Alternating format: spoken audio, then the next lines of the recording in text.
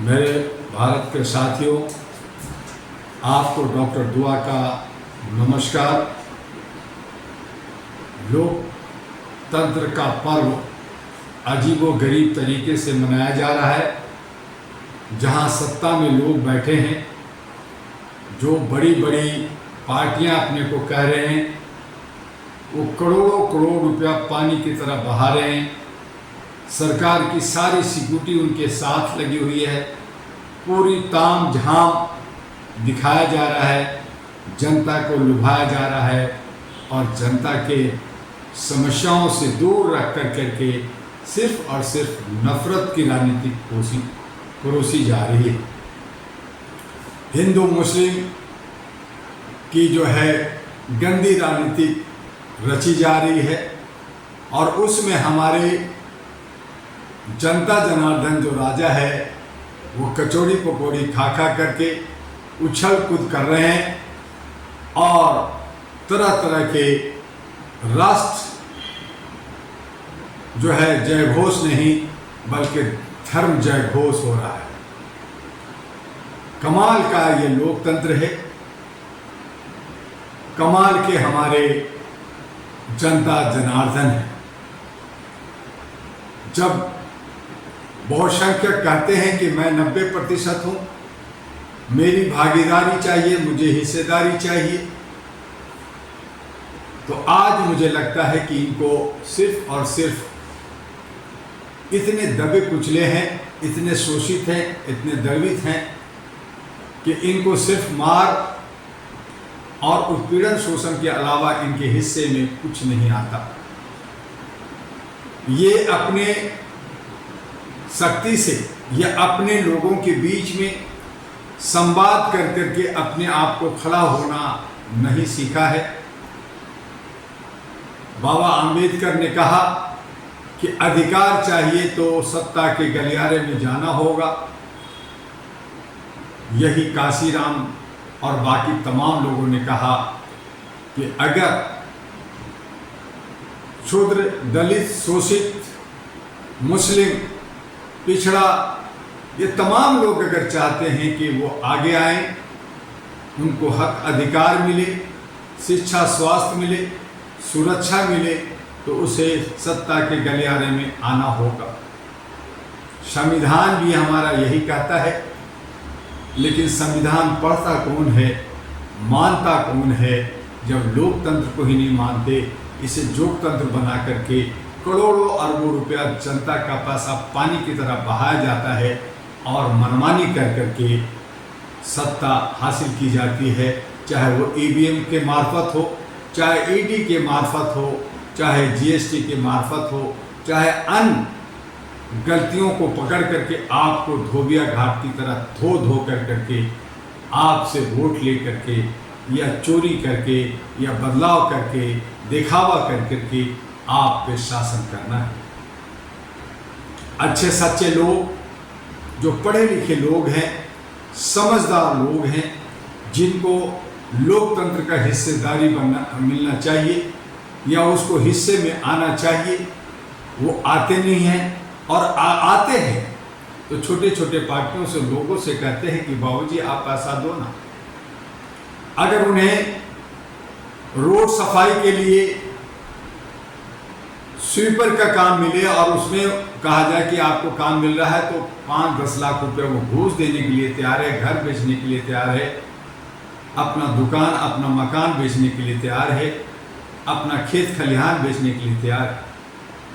लेकिन अगर उसे कहा जाए कि आप सत्ता में आइए, आप पावरफुल बनिए, आप नेता बनिए, आपको आजीवन जो है पेंशन मिलेगा, हजारों करोड़ का कोठी रहने के लिए मिलेगा, अच्छा खाना फ्री में मिलेगा, एरोप्लेन ट्रेन में सफ़र फ्री मिलेगा, फ़ोन और अन्य सुख सुविधाएं, नौकर चाकर, गाड़ी घोड़ा, सब कुछ आपको मिलेगा, तो कहेंगे ये मुझे फ्री में दे दो ना, कोई हमें साथ दे दो ना, कोई हमें पैसा दे दो ना, कोई हमें नॉमिनेशन के लिए पैसा दे दो ना।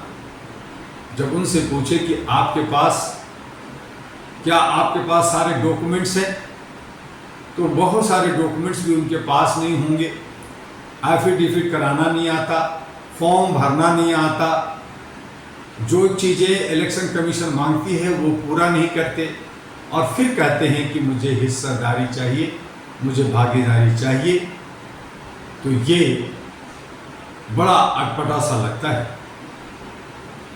मेरे भारत के वासियों, अगर आप समानता के साथ सच्चे देशभक्त बनना चाहते हैं और जो लोग कॉर्पोरेट बना के, कंपनी बना के लूट रहे हैं, करोड़ों अरबों रुपया आपका ही टैक्स का पैसा उड़ा रहे हैं, जो संवैधानिक पदों पे बैठे हैं वो एक एक प्रोग्राम में करोड़ों रुपया खर्च कर रहे हैं, जहां इलेक्शन कमीशन, चुनाव आयोग किसी तरह का संज्ञान नहीं लेता या नहीं ले रहा।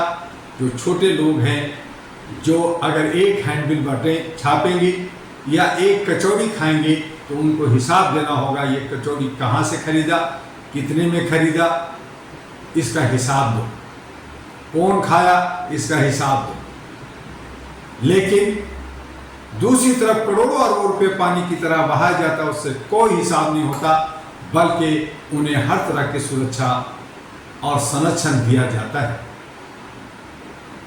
आप खुद को समझें, लोकतंत्र को समझें, अपने हक अधिकार को समझें और इन तमाम चीज़ों के लिए आपके बीच में अहरा national party ANP, all India human rights national party ANP सामने आ रही है।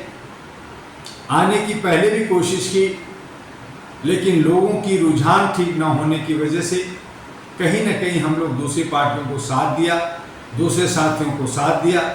इस वक्त भी 12 जनवरी 2023 से जो भाजपा हराओ अभियान लेके डॉक्टर दुआ चल रहा है उस पर अडिग है। हमने EVM मशीन हटाने की बात की। हमने कहा कि जब तक EVM मशीन नहीं हटेगी, जब तक चुनाव आयोग के व्यवहार नहीं बदलेंगे, जब तक चुनाव आयोग समानता को लेके नहीं चलेगा, डॉक्टर दुआ चुनाव नहीं लड़ेगा और उस पर वो अड़ा हुआ है। हमने जनता के बीच में भी समझाने की कोशिश की।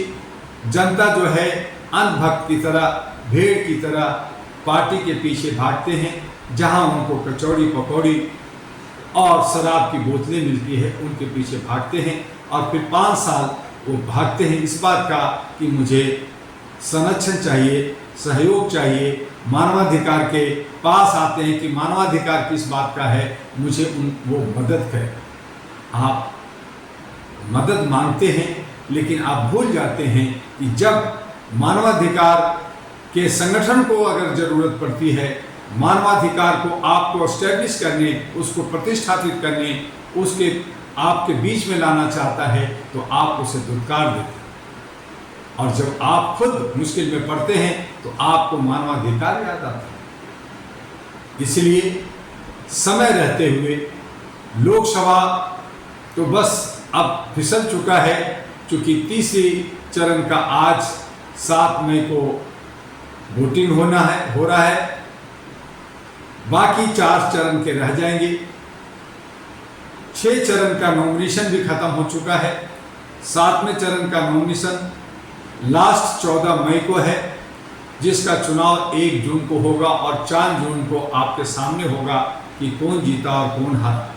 लेकिन उसमें भी बहुत सारी बेईमानियां हो रही हैं, बहुत सारे चोरी और डकैती हो रहा है।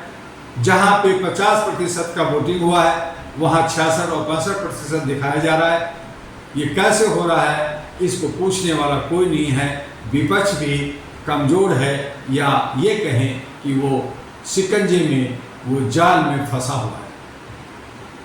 तो ऐसी सूरत में आपके लिए, आपके हक अधिकार के लिए, आपको संरक्षण देने के लिए, आपको हक के साथ आर्थिक आज़ादी देने के लिए, भागीदारी, सामाजिक भागीदारी कायम करने के लिए, बेरोजगार को रोजगार, शिक्षा, स्वास्थ्य, सुरक्षा एक समान हो, सबको खुशी खुशी रहने का, शांति प्रिय रहने का जो उनके अधिकार है वो मिल सके। और इसके लिए अहरा नेशनल पार्टी के पास प्रोजेक्ट है। अहरा नेशनल पार्टी ने पूरा लेआउट बना चुका है। सबसे पहले लोकसभा के बाद मात्र 3 महीने का वक्त है। अगस्त के आखिर में या सितंबर के फर्स्ट वीक में जम्मू कश्मीर में विधानसभा का चुनाव होने जा रहा है। वहां 90 सीट पर अहरा नेशनल पार्टी अपने उम्मीदवार को उतारने जा रहा है। अगर आपके नज़र में अच्छे सच्चे लोग हैं, समझदार लोग हैं, जो जम्मू कश्मीर को संभाल सकते हैं, जम्मू कश्मीर को समझते हैं, जम्मू कश्मीर के अंदर जो उनकी स्थानीय बहुत सारी समस्या हैं उनका समाधान निकाल सकते हैं, वो सब अहरा नेशनल पार्टी के हेड कार्यालय दिल्ली में संपर्क करें। हम लोग जम्मू कश्मीर के बाद केरला, नॉर्थ ईस्ट, हरियाणा और बिहार और दिल्ली में भी इसी तरह से सारी तैयारियां कर रहे हैं। जो लोग निस्वार्थ होकर करके सच्चे दिल से देशभक्ति चाहते हैं, समाज की सेवा करने चाहते हैं, जिसमें 42 लाख से ज़्यादा सामाजिक संगठन, 3500 से ज़्यादा पार्टियां जो अपनी अपनी डफली बजा रहे हैं, वो अपनी डफली को छोड़े, अपना ईगो छोड़े, अपना अहम छोड़े और अहरा नेशनल पार्टी जो सर्वजन हिताय मानवाधिकार की नारा के साथ सबका हित, चाहे वो हिंदू हो या मुसलमान, सिख हो या ईसाई, चाहे गोरा हो या काला, चाहे वो किसी समुदाय का हो, किसी धर्म का हो, वो भारतीय है।